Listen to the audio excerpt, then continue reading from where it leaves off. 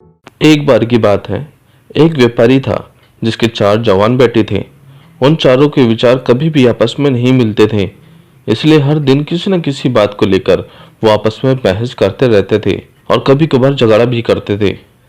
अपने चारों बेटों को आपस में ही लड़ते देख व्यापारी बहुत दुखी होता था। इन सब से परेशान व्यापारी ने अब खुद ही इसका उपाय निकालने की सोची।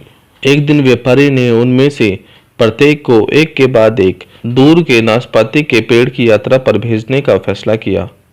प्रत्येक बेटा अलग अलग मौसम में उस पेड़ के पास गया और उसका निरीक्षण करके आया। पहला बेटा बसंत में, दूसरा बेटा गर्मियों में और तीसरा बेटा वर्षा में और आखिरी बेटा शरद ऋतु में उस पेड़ के पास गया। वर्ष के अंत में पिता ने अपने सभी बच्चों को बुलाया और उनसे पूछा कि उन्होंने क्या देखा। जिस बेटे ने सर्दियों में यात्रा की थी उसने भूमि के सामने कठोर और बदसूरत खड़े पेड़ के बारे में बताया।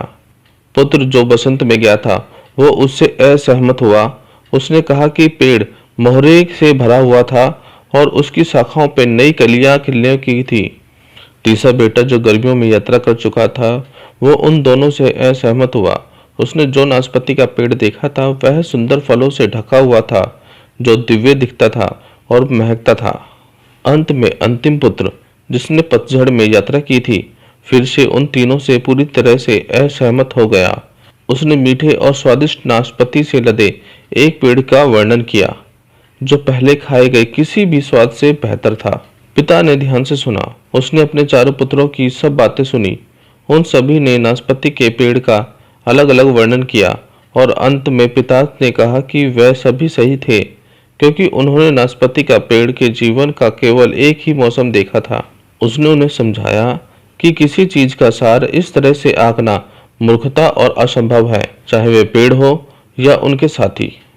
जिस तरह पेड़ को केवल वर्ष के अंत में एक पूरी तरह से मापा जा सकता है, जिस तरह अंत में पेड़ को फल नसीब होता है, वैसे ही मनुष्य के साथ ही होता है। बेटों ने सुना और समझा। उस दिन के बाद वे किसी भी विषय या मुद्दे पर अपनी अपनी राय देते बजाय एक दूसरे के झगड़ा करने से। कहानी से सीख। हम अपने जीवन में देखते हैं कि हम कोई एक पहलू के आधार पर